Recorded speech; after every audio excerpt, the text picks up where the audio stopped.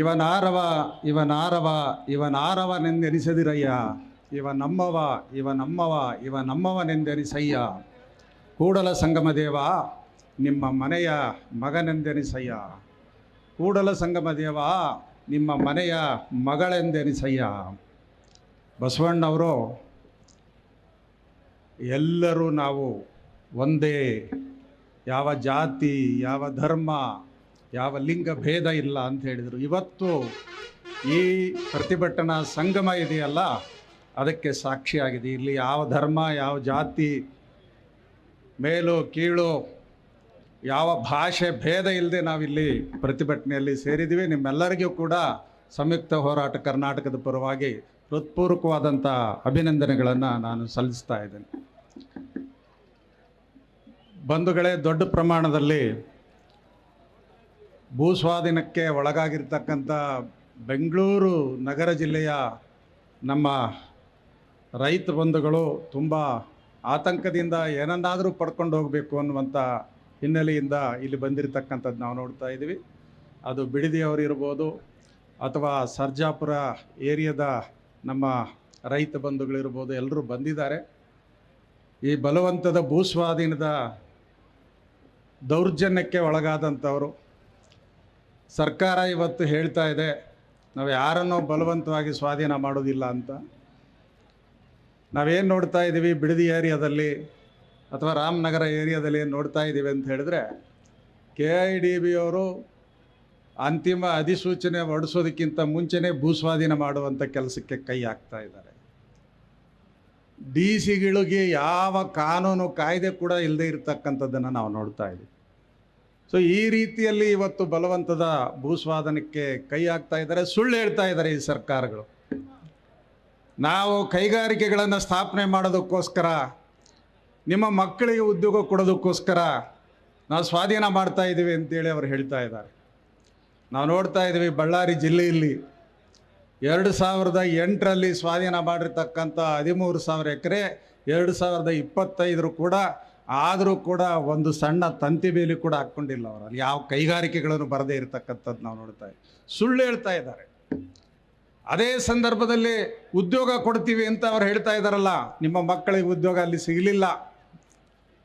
ಉದ್ಯೋಗ ಸಿಕ್ಕರೆ ಏನು ಪರಿಸ್ಥಿತಿ ಅಂತಕ್ಕಂಥದ್ದು ಇವತ್ತು ಕಾರ್ಮಿಕ 4 ಸಂಹಿತೆಗಳು ಸ್ಪಷ್ಟವಾಗಿ ಹೇಳ್ತಾ ಇದ್ದಾವೆ. ಉದ್ಯೋಗ ಸಿಕ್ಕರೆ ನಿಮ್ಮ ಮಕ್ಕಳಿಗೆ ಕಾಯಂ ಉದ್ಯೋಗ ಇರೋದಿಲ್ಲ, ನಿಮ್ಮ ಮಕ್ಕಳಿಗೆ ಕನಿಷ್ಠ ವೇತನವೂ ಇರೋದಿಲ್ಲ, ನಿಮ್ಮ ಮಕ್ಕಳನ್ನು ಯಾವಾಗ ಬೇಕಾದರೂ ತೆಗೆದು ಬಿಸಾಕ್ಬೋದು ಅಂತೇಳಿ ಇವತ್ತು ಕೇಂದ್ರ ಸರ್ಕಾರ 4 ಕಾರ್ಮಿಕ ಸಂಹಿತೆಗಳನ್ನು ತಂದಿದೆ. ಹೀಗಾಗಿ ಈ ಭೂಸ್ವಾಧೀನದ ಉದ್ದೇಶ ಏನಿದೆಯಲ್ಲ, ಇದು ಪಕ್ಕಾ ದುರುದ್ದೇಶದಿಂದ ಕೂಡಿರ್ತಕ್ಕಂಥದ್ದು. KIDB ಅಂತಕ್ಕಂಥದ್ದು ಅದು ಒಂದು ಕರಾಳ ಕಾಯ್ದೆ, KIDB ಕಾಯ್ದೆ ಅಂತಕ್ಕಂಥ ಅಂಶವನ್ನು, KIDBಯನ್ನು ಆ ಕರಾಳ ಕಾಯ್ದೆಯನ್ನು ಕೂಡ ಇವತ್ತು ರದ್ದು ಮಾಡಬೇಕಾದಂಥ ಸಂದರ್ಭದಲ್ಲಿ ನಾವಿದ್ದೀವಿ. ಅಂದರೆ ನಾನು ಈ ವಿಷಯಗಳಿಗೆ ಹೆಚ್ಚಿಗೆ ಹೋಗೋದಿಲ್ಲ, ಯಾಕಂದರೆ ಸಾಕಷ್ಟು ಈಗಾಗಲೇ ಈ ಬಗ್ಗೆ ನಿಮಗೆ ಅರಿವಿದೆ.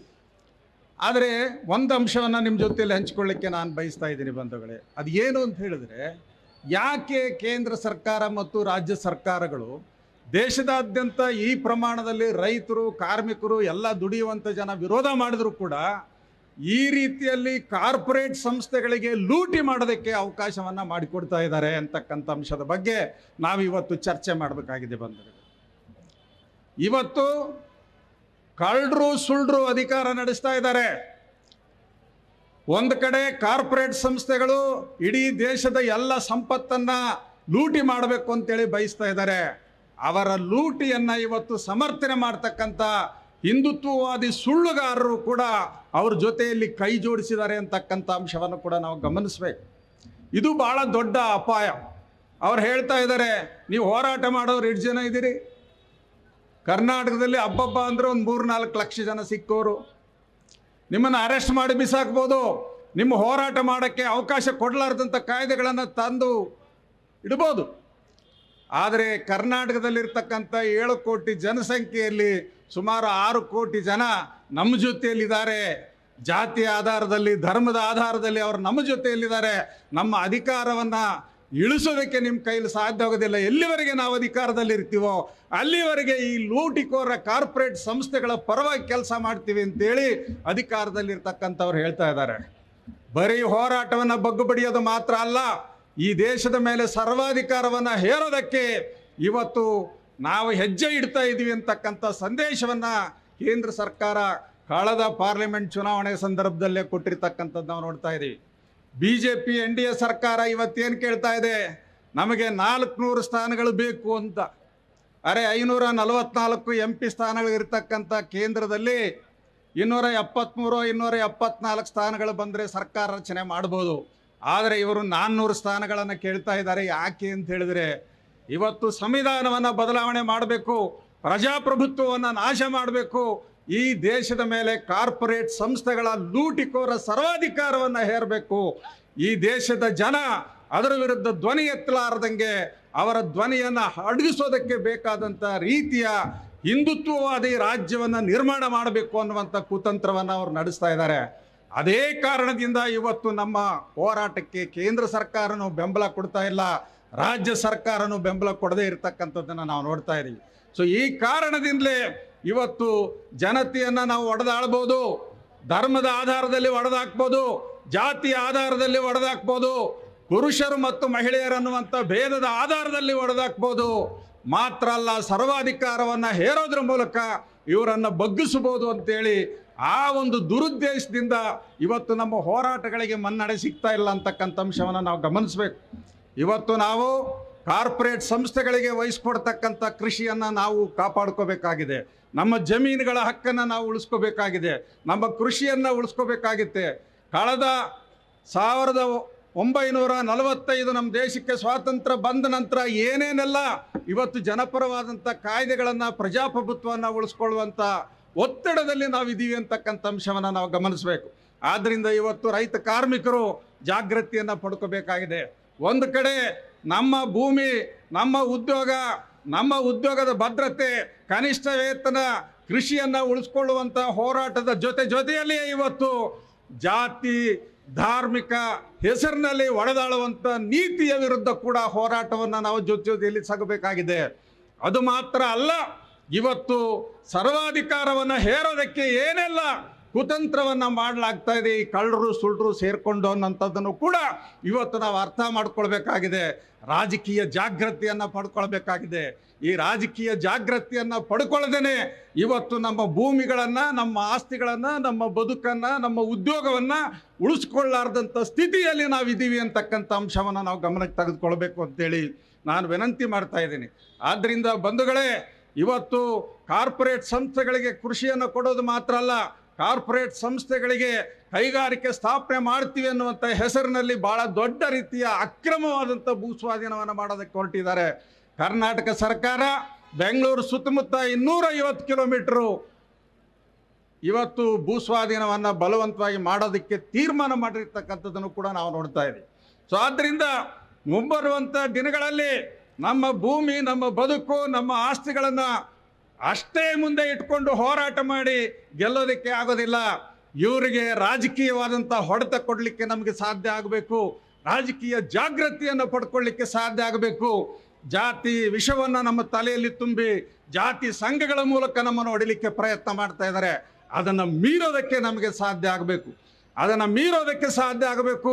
ಧರ್ಮದ ಅಮಲನ್ನು ತುಂಬಿ ನಮ್ಮನ್ನು ಹೊಡೆಯೋದಕ್ಕೆ ಪ್ರಯತ್ನ ಮಾಡ್ತಾ ಇದ್ದಾರೆ, ಅದನ್ನು ಮೀರೋದಕ್ಕೆ ಸಾಧ್ಯ ಆಗಬೇಕು.